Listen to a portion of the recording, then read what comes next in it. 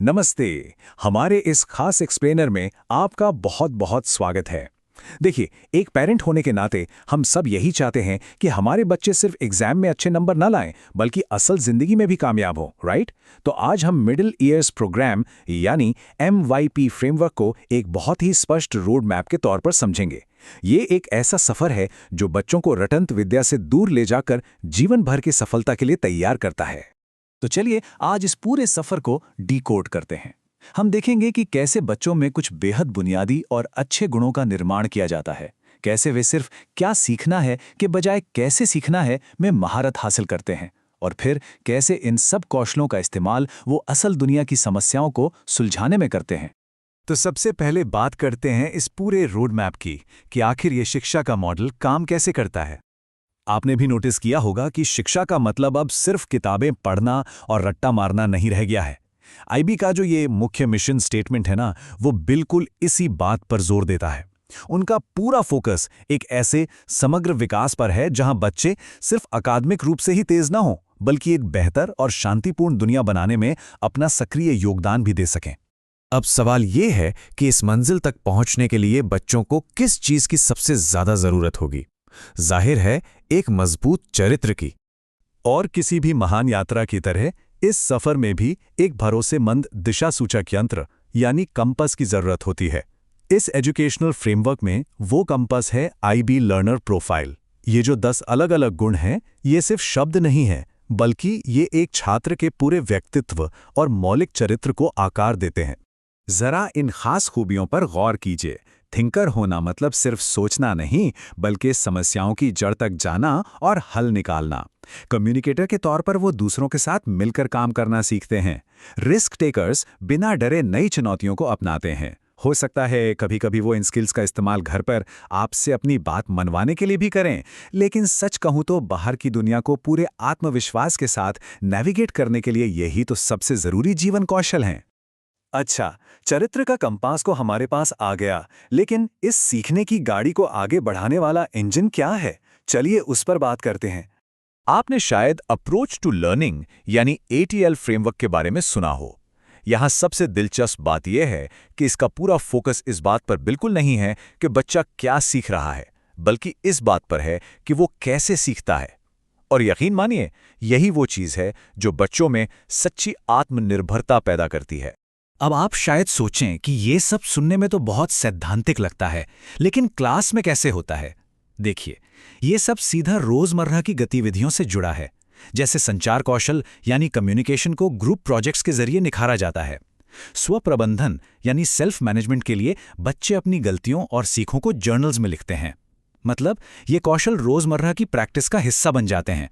इन सब में एक चीज जो मुझे व्यक्तिगत रूप से सबसे अहम लगती है, वो है क्रिटिकल थिंकिंग यानी आलोचनात्मक सोच। आज के इस शोर शराबे वाले दौर में ये थिंकिंग स्किल्स की सबसे बड़ी नींव है। बच्चे यहाँ महज कुछ तथ्यों को रटकर बैठ नहीं जाते, वो सक्रिय रूप से चीजों की गहराई में जाते हैं। वो सबूतों को तौलते हैं, किसी भी पूर्वाग्रह या बायस को पकड़ते हैं और जटिल डेटा का विश्लेषण करके खुद सही निष्कर्ष तक पहुंचते हैं।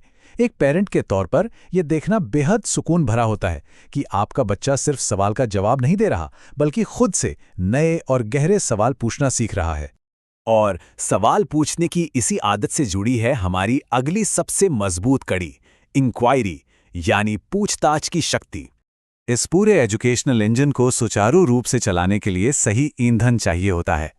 आप भी सोच रहे होंगे कि ये इंक्वायरी बेस्ड टीचिंग रोजमर्रा की क्लास में कैसे काम करती है, ये आम पढ़ाई से अलग कैसे है। दरअसल इसकी शुरुआत होती है टीचर के एक ऐसे सवाल से जो बच्चों को सोचने पर मजबूर कर दे। इसके बाद बच्चे खुद कई सारे रिसोर्सेज खंगालते हैं, एक टीम के रूप में असली समस्याओं को सुलझाने के लिए साथ काम करते हैं, और फिर जाकर उनका एक व्यापक मूल्यांकन होता है। ये एक पूरी यात्रा है जो बच्चों की जिज्ञासा को जिंदा रखती है। खैर, थ्योरी और कौशल तो बहुत हो गए। असली मजा तो तब आता है जब बच्चे इन सीखे हुए स्किल्स को असली दुनिया की व्यवहारिक चुनौतियों पर लागू करते हैं। यहाँ जो फर्क है वो जमीन आसमान का है। एक तरफ वो पारंपरिक तरीका है जहां बस रट लिया और टेस्ट दे दिया, और दूसरी तरफ है प्रोजेक्ट आधारित शिक्षण जो मांग करता है कि बच्चे सिर्फ जानकारी निगले नहीं बल्कि उसका इस्तेमाल करें। वे आधुनिक डिज़ाइन टूल्स इस्तेमाल करते हैं, फील्ड ट्रिप्स पर जाते हैं और कुछ नया क्रिएट करते हैं। ये जो डिज़ाइन साइकिल आप यहाँ देख रहे हैं, ये अपने आप में बड़ा दिलचस्प है। ये एक लगातार चलने वाला लूप है। प्लान करना, स्किल्स को अप्लाई करना और फिर जो परिणाम आया उस पर विचार करना। ये बच्चों को किसी भी समस्या को तार्किक और रचनात्मक ढंग से सुलझाने का एक पक्का ढांचा देता है।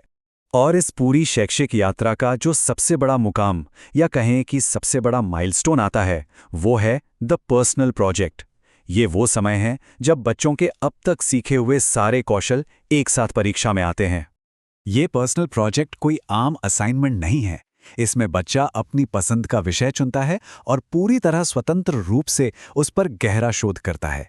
खुद का टाइम मैनेज करना, डिजिटल टूल्स का सही इस्तेमाल करना, ये सारी चीज़ें साबित करती हैं कि अब ये शिक्षार्थी अपनी कामयाबी के रोडमैप पर पूरी तरह हावी हो चुके हैं और जटिल चुनौतियों के लिए एकदम तैयार हैं। तो इस एक्सप्लेनर को खत्म करने से पहले मैं आपको एक विचार के साथ छोड़ना चाहता हूँ। जरा सोचिए, जब आने वाला कल पूरी तरह से अप्रत्याशित है, तो क्या बच्चों को पुराने स्थिर तथ्यों को रटाने के बजाय उन्हें ऐसे कौशल सिखाना ज़्यादा ज़रूरी नहीं है जो किसी भी स्थिति के अनुकूल ढल सकें? बिल्कुल है। और यही वो असली रोडमैप है जो उन्हें हर चुनौती में एक कदम आगे रखेगा। उम्मीद है कि ये विश्लेषण आपके लिए मददगार रहा होगा।